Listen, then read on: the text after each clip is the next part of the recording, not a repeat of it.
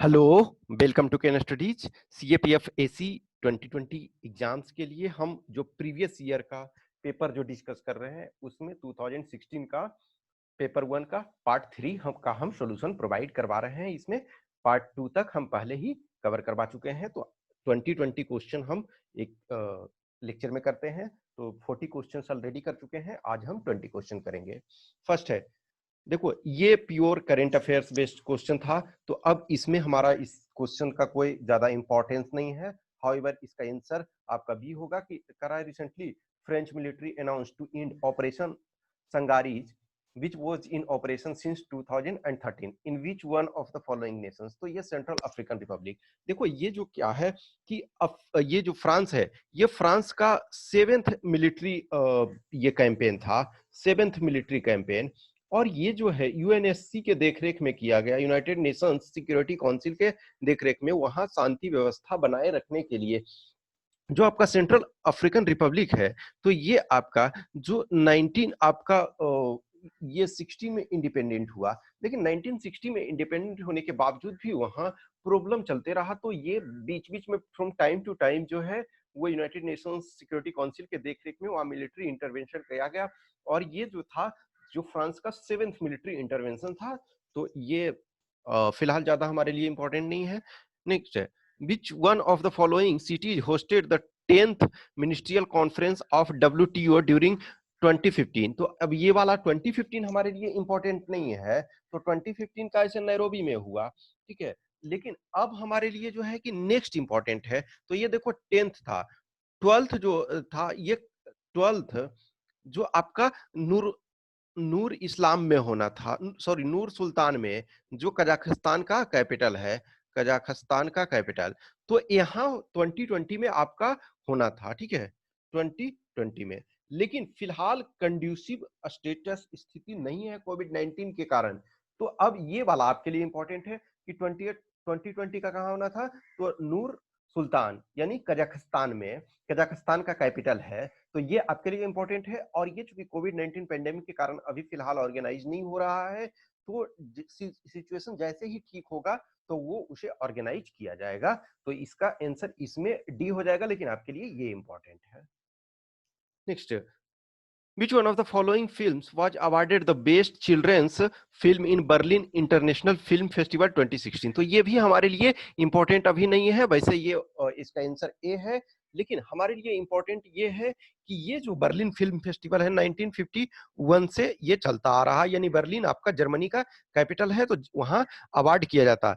70th award जो है, तो 70th अवार्ड जो आपका है वो आपका ये में किया गया फेब्रुवरी 20th फेब से 1 मार्च 2020 में। तो इसमें जो मेन अवार्ड जो है, ठीक है, तो वो ईरानियन फिल्म को दिया गया, there is no evil, there is no evil, एक ईरानियन फिल्म है, उसे गोल्डन बार अवार्ड दिया गया, गोल्डन वार अवार्ड। तो मेन जो अवार्ड है, जो गोल्डन वार अवार्ड दिया गया, there is no evil, Iranian film है आपका, ठीक है। तो ये आपका दिया गया।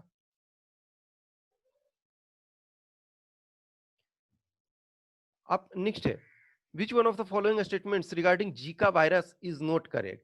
तो कह रहा it was isolated from A monkey in the Zika forest. हाँ, ये आपका सही है, ठीक है। तो कह रहा कि सही कौन नहीं है।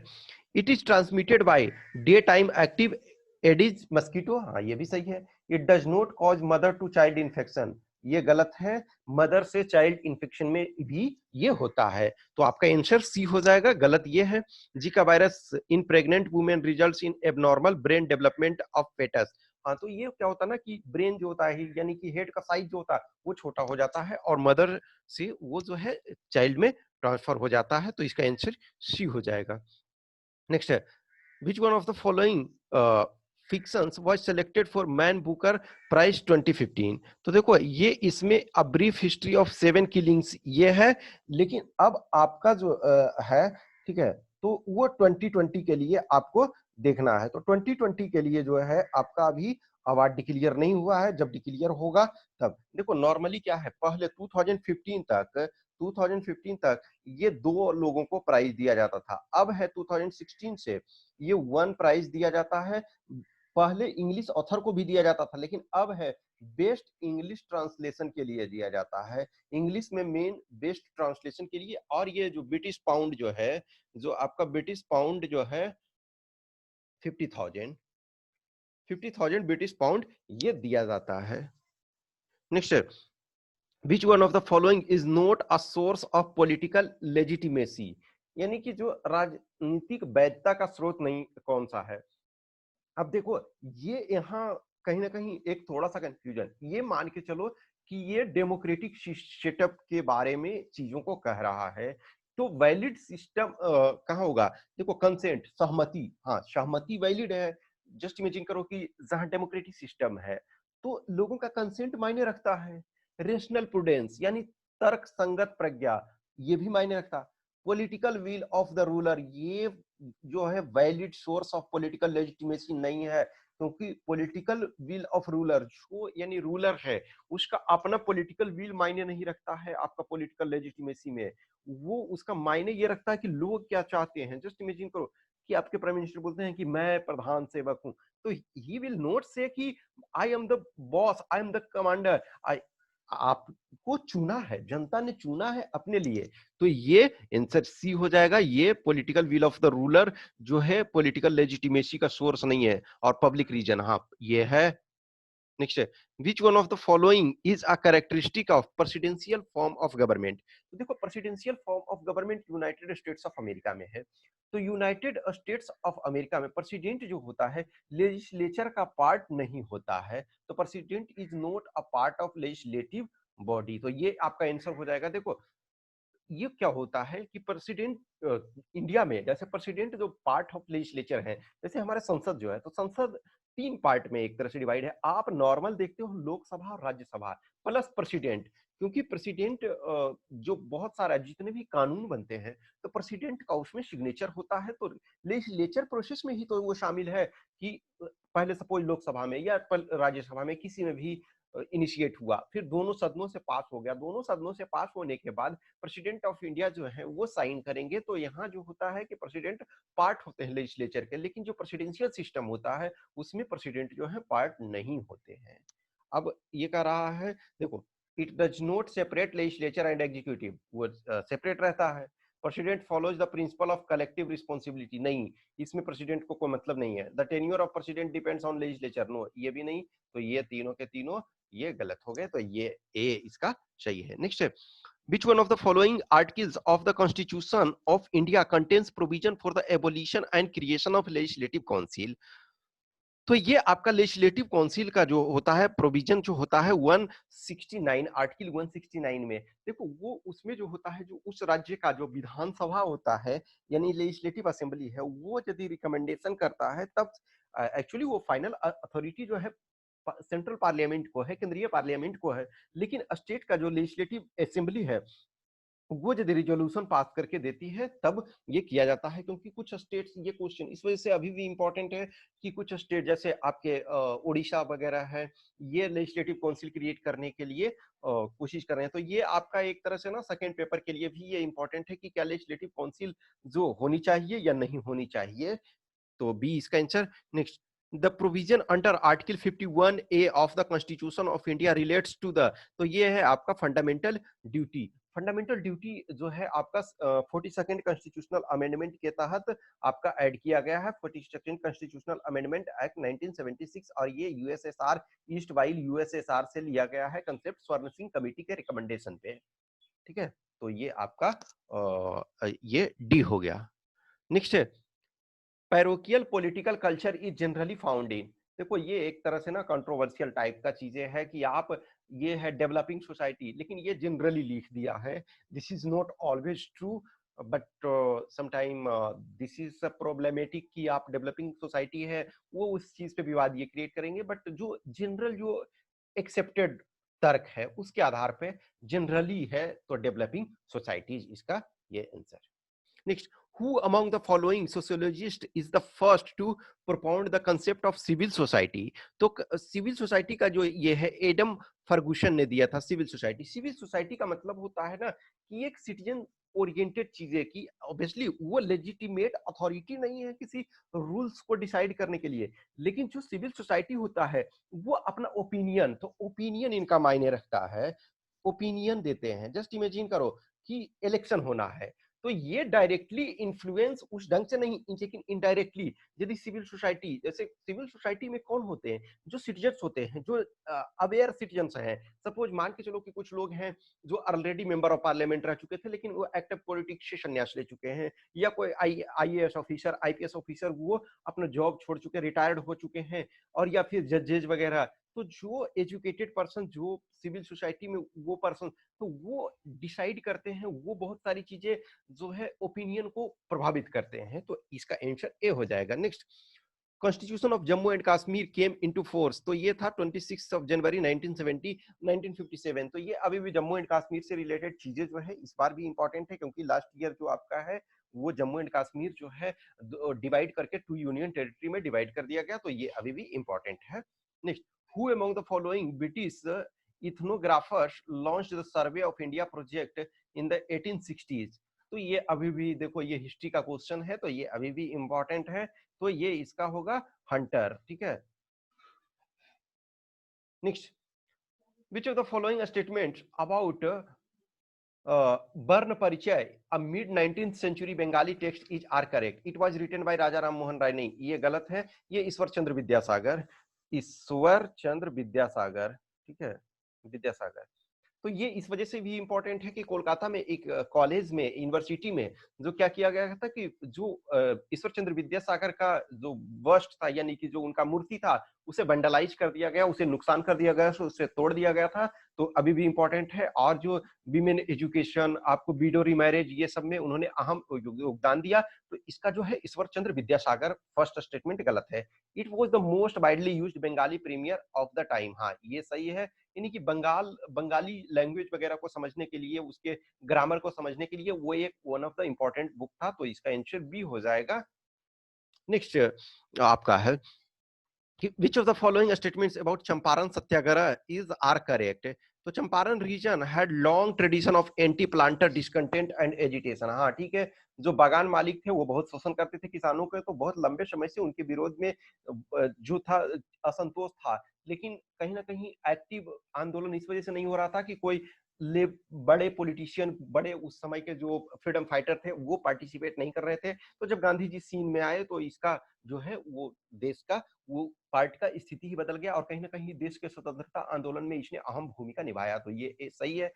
Mahatma Gandhi gave all India publicity to the grievances of Champaran cultivators. हाँ, वो तीन कटिया सिस्टम था, तो फर्स्ट सेकंड सही है। The cultivators of Champaran had protested against excessive taxation of sugar. नहीं, ये था नील यानी इंडिगो। तीन कटिया सिस्टम था, यानी कि 3/20 भाग में जो था नील का मैंडेटरी खेती करना था, तो 3 गलत हो गया, ये आपका 1 और 2 सही है, तो बी आंसर हो जाएगा। नेक्स्ट है, which of the following is are characteristics of the debate between Anglicist and Orientalist in 1930? तो इसमें क्या है ना कि जो एक थे एंग्लिसिस्ट थे, वो इंग्लिश लैंग्वेज को प्रमोट करना चाहते थे। ओरिएंटलिस्ट थे जो आपके जो लोकल लैंग्वेज जैसे हिंदी हो गया, आपका पर्शियन हो गया, ये सारे को प्रमोट वो करना चाहते थे। तो इसमें कह रहा है कि क्या कैरेक्टरिस्टिक्स था उसमें से। तो Anglicist wanted to cut the money being spent on printing Sanskrit and Arabic text. हाँ, ये सही है, क्योंकि इंग्लिसिस्ट जो इंग्लिश को फॉलो करना चाहते थे वो बोले कि नहीं, जो कहते हैं ना, हम आज भी कहते हैं कि मैं कॉले की औलाद है, जो ज्यादा इंग्लिश और ये सारी चीजों को करते हैं। तो वो था कि जो एंग्लिसिस्ट थे वो चाहते थे कि इंग्लिश को प्रमोशन मिले, तो ये फर्स्ट सही है। Anglicist wanted to cut the money spent on printing Sanskrit text but which to continue print in Persian. नहीं, इनफैक्ट उन लोगों ने बोला कि जो one well stacked library of English literature is better than entire literature of India and Arabia। तो ये इस पर्शियन को भी वो प्रमोट नहीं कर रहे थे, तो ये 2 गलत है, फर्स्ट चाहिए आपका है।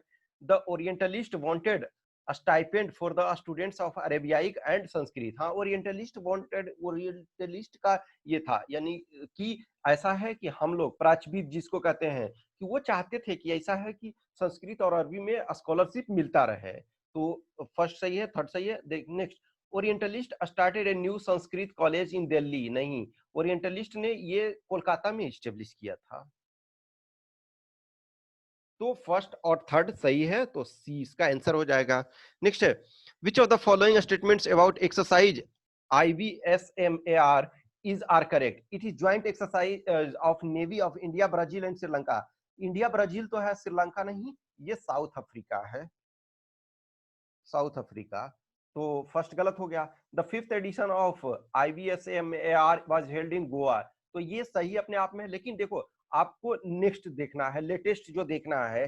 तो जो लेटेस्ट एक तरह से जो 6 हुआ है, 6 आपका 2000 आपका 18 में साउथ अफ्रीका में हुआ, ठीक है, साउथ अफ्रीका में हुआ आपका, ठीक है। और आपका सिमोन टाउन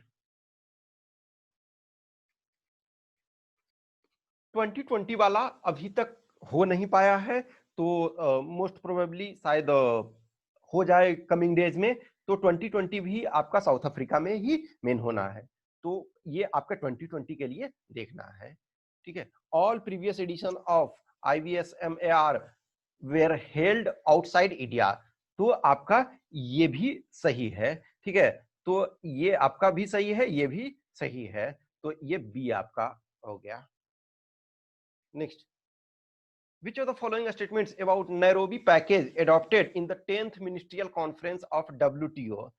तो 10th मिनिस्ट्रियल जो कॉन्फ्रेंस WTO के संबंध में कह रहा है कि कौन से ये सही थे। No safeguard mechanism for developing country members, ये गलत है, क्योंकि डेवलपिंग कंट्री के लिए मैकेनिज्म था कि वो जो भी प्रॉपर तरीका से चीजें हैं वो डेवलपिंग कंट्री को थोड़ा सा रिलैक्सेशन दिया जाना चाहिए, तो फर्स्ट गलत है। Preferential rules of origin for least developed country, हाँ, लीस्ट डेवलप्ड कंट्री को प्रेफरेंशियल ट्रीटमेंट दिया गया ताकि वो मेन स्ट्रीम में आ सके, उन्हें भी इंटरनेशनल ट्रेड से फायदा हो, तो सेकेंड आपका सही है। थर्ड आपका जो है public stock holding for food security purpose. हाँ, देखो जो आपका पब्लिक स्टॉक होल्डिंग गवर्नमेंट जो है फूड सिक्योरिटी मेंटेन करने के लिए, जैसे जस्ट इमेजिन करो अभी कोविड-19 पैंडेमिक के ड्यूरेशन में, तो अभी जो अब है नेक्स्ट बढ़ा करके 31 नवंबर तक फ्री फूड ग्रेन दिया जा रहा है। तो फ्री फूड ग्रेन दिया जा रहा है, तो उसके लिए आप स्टॉक प्रॉपर तरीका से करके रखोगे, किसी टाइम में अकाल आया, बाढ़ आया, ये सारी चीजों के लिए तो स्टॉक को रखना होता है, तो ये सही है। तो 2 एंड 3 सही है, तो इसका सी हो जाएगा।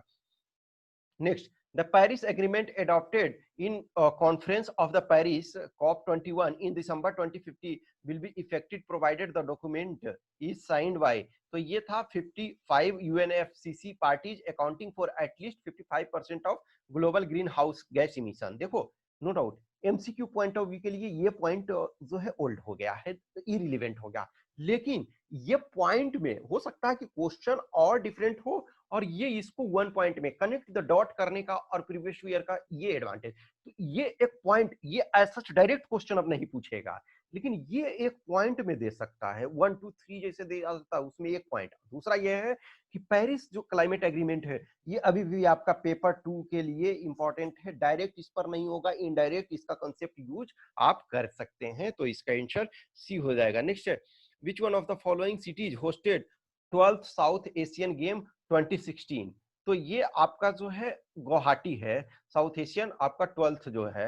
अब देखो 2019 में जो हुआ, ठीक है, 2019 में जो हुआ वो आपका नेपाल में हुआ, मेनली काठमांडू और अदर प्लेसेस पे। तो 2019 में आपका नेपाल में हुआ, और 2020 में तो होना नहीं अब है, 2021 में जो है वो पाकिस्तान में। तो ये आपका 2021 में अब होगा जो वो पाकिस्तान में। तो 2019 में नेपाल में हुआ और 2021 में पाकिस्तान में, तो ये इंपॉर्टेंट आपके लिए है। तो देखो एमसी जो आपका करंट अफेयर्स है उसमें आप लेटेस्ट इंफॉर्मेशन, लेटेस्ट डेटा को कंपाइल करो। वो जहां आप सोल्व कर रहे हो वहीं आप उसको नोट्स बना करके रखो और वहां थोड़ा सा स्पेस दे दो। तो ये देखो क्वेश्चन आंसर की यहाँ है, तो इसमें नो डाउट बहुत सारे पुराने क्वेश्चंस हैं, तो उसका अब रिलेवेंट नहीं है, लेकिन उसको हम कुछ ढंग से यूज कर सकते हैं। वो चीजें हैं करंट में उसको अपडेट करके। तो I hope you enjoy this session. अच्छा लगता है तो लाइक करें, कमेंट करें, अपने दोस्तों के साथ शेयर करें। और यदि जिनको भी टेस्ट वगैरह देना है तो वो केन स्टडीज पे जाकर के टेस्ट दे सकते हैं। Thanks for watching this, have a nice day.